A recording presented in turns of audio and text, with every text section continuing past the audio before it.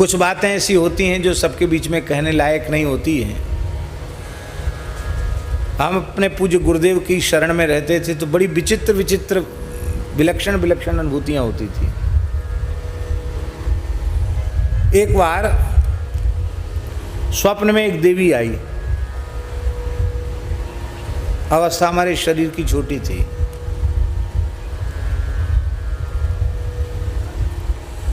उस देवी ने आकर कहा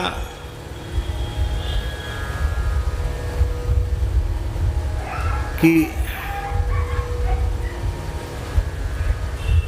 अमुक नंबर लगा दो।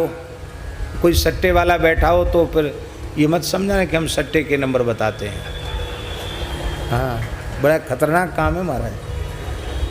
हमने कभी कामना भी नहीं किया। देवी बोली कि अमुक नंबर लगा दो, 7 लाख रुपए मिलेंगे।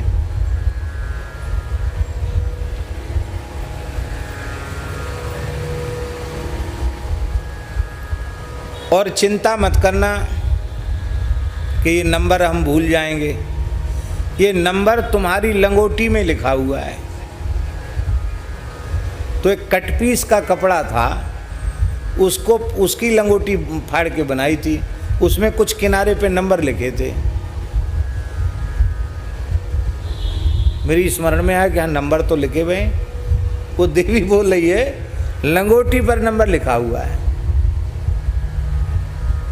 हमने कहा हमको नंबर नहीं चाहिए।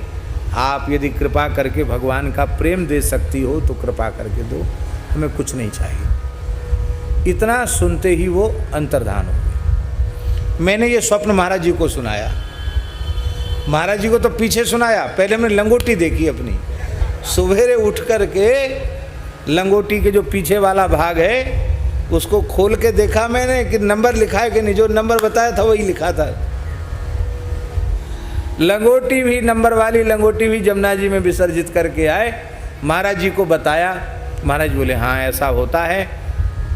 देवी देवता अनेक प्रकार के प्रलोभन देते हैं, सिद्धियों के भी प्रलोभन आते हैं, पर भगवान के शरणागत भक्त का कर्तव्य है उसकी वृत्ति स्वप्न में भी भगवान के प्रेम के अतिरिक्त और कहीं न जाए।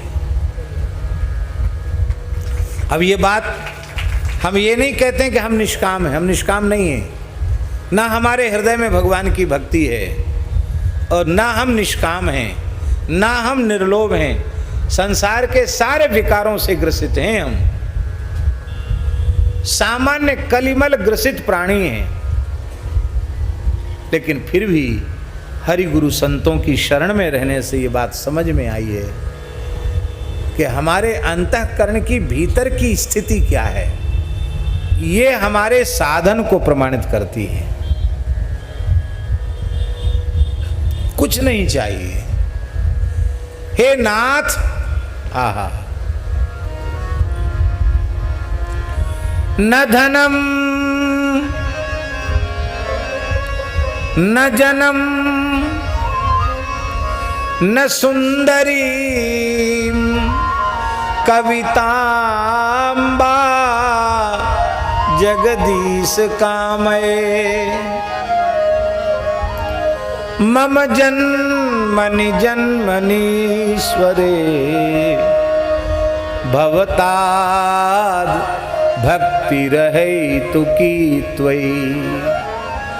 श्रीमन महाप्रभु जी कह रहे हैं कि नाथ हमको धन नहीं चाहिए, जन्माने प्रतिष्ठा नहीं चाहिए,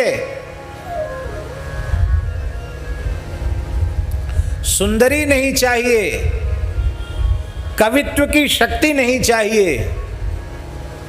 हे नाथ, जहां कहीं मेरा जन्म हो, आपके चरण कमलों में हमारी निष्काम भक्ति हो।